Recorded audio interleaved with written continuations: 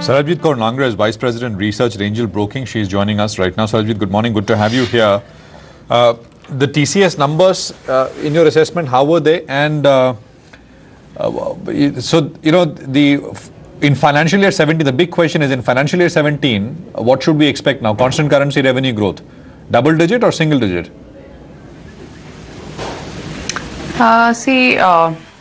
As per the numbers are concerned, definitely numbers were below expectations on the sales front. But surprising because of currency and other factors, they have been able to maintain their margins and also their profitability. So the saving grace is that the profitability is not compromised, even though the revenues were under pressure. As far as it's not unusual for TCS to have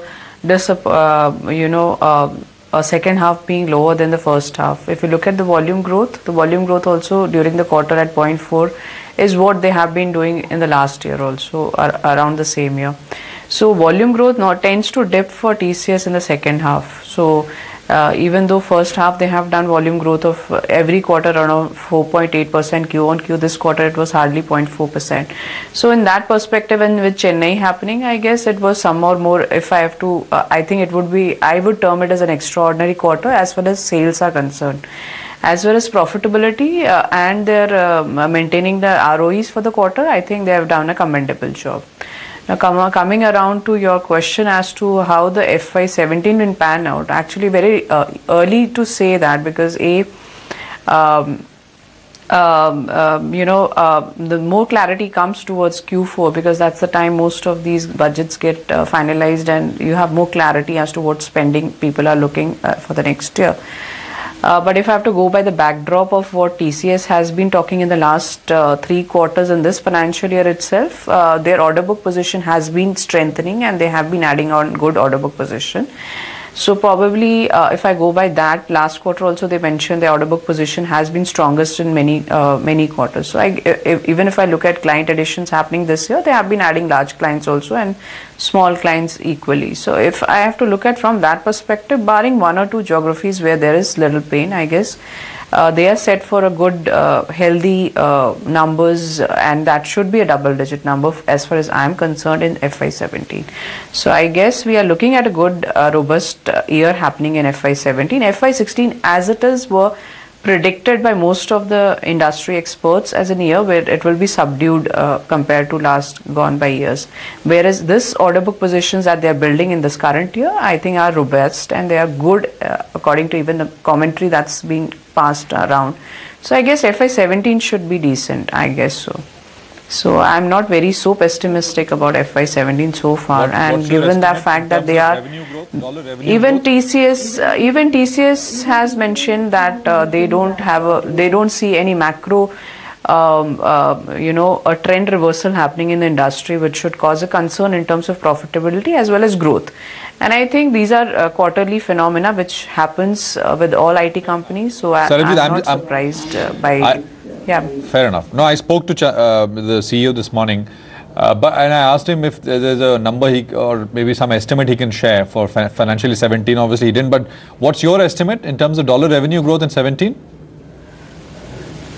Dollar revenue, I think they should be easily able to do 12 to 13. That should not be a very tough task for them to accomplish in FY17. So, you know, even as revenue growth has slowed down quite a bit over the last, say, 4 or 5 years after the financial crisis, profit growth hasn't slowed, in line. And I guess one reason is the currency depreciation which we've seen. But obviously, just that is not. Yeah. Go on. Sorry. Yeah, that's not the only lever. I agree, that's one component which has played favorable for them. But apart from that, utilization levels have improved in large companies. So the business is becoming more predominantly in the hands of larger players. It's becoming an industry which is more consolidated at top.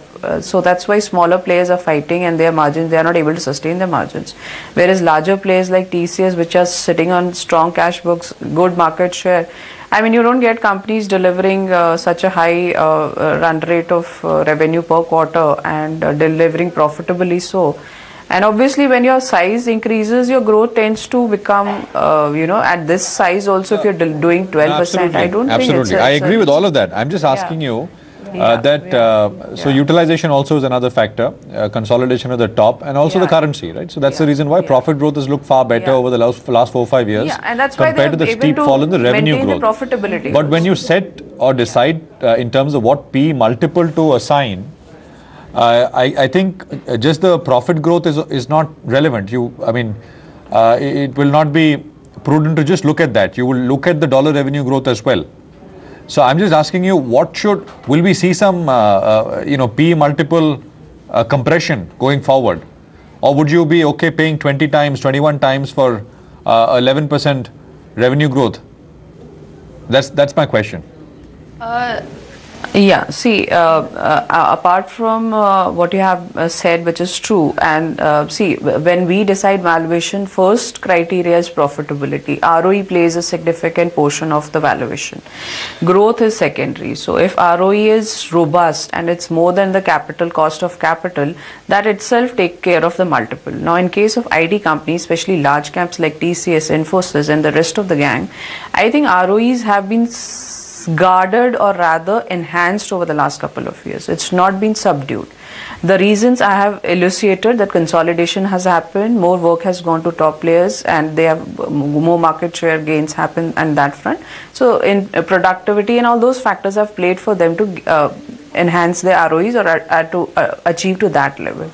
Now, coming to the second leg of the growth. Now, since you yourself are saying that the IT growth is subduing, they have enough animation in the form of cash that's available. Most of the IT companies are sitting on robust cash books available that can be doled out as a dividend. They can be given as a shareholders in terms of so you have to value that cash also. Currently, the ROEs, even if I have to take cash, they are composite, including cash business ROEs are 40%. None of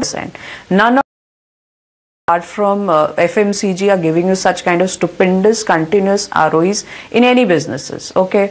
Now, FMCG, if you look at the multiples are huge. I'm not saying the multiples can be comparable.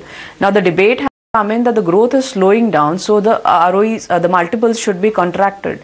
But the same case is in case of pharma. You have Sun Pharma trading at 30p multiples. It is growing at similar. It's average, since I track pharma, I know that average growth in pharma can't be more than 15-18%. Here the growth is a bit lower at 13-14%. Now I can't, and the ROEs are stupendously higher than what Sun Pharma also, including cash, does 40%. So somewhere it's similar, but size-wise, again, TCS is much larger, industry is much larger. And we are debating around, I think, 18-20 will not make a difference. You have to look at the dynamics of the industry. So according to me, the dynamics of industry are still robust. The companies, larger companies like TCS will still flourish. They have enough cash to go for inorganic also, but they don't want to pay the higher value. So the shareholders still will be rewarded. So the valuations will not get derated. What I mean to say that the shareholders will still get rewarded in terms of either dividends or in terms of other factors, either by inorganic growth. So those are the levers still available. So if I have to look at ROE, business ROEs are higher than more than 40-50%, and the cost of capital is hardly. So the arbitrage is huge. Whereas the growth has shrunk from 14-15% to 12-13-14. So I will not debate on 13-14 contracting multiples, though the multiples have contracted. So even if I have to look at contracted multiples, I am comfortable giving 20 to TCS. I have no question giving 20. When I can give Sun Pharma around easily 25, 28 P multiple, whereas the dynamics are similar. I mean, it's more durable. Pharma is more durable, I mean, in comparison to, in terms of growth. But in terms of profitability, arbitrage and everything, if I have to factor in, I guess 20 is not a very demanding multiple. And these are the things which happen. FY16 was supposed to be slower any which ways. So I guess, stocks tend to react that way on a quarterly basis, which I agree, because money chases, there is little money and which chases few quality stocks and which tend to get determined by growth.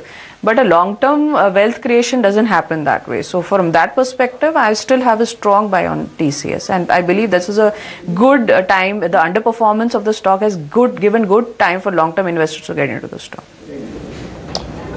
Saurabh, thanks very much. Good speaking with you. Good perspective. Appreciate you joining in with that today morning. Thank you. Take a quick break here.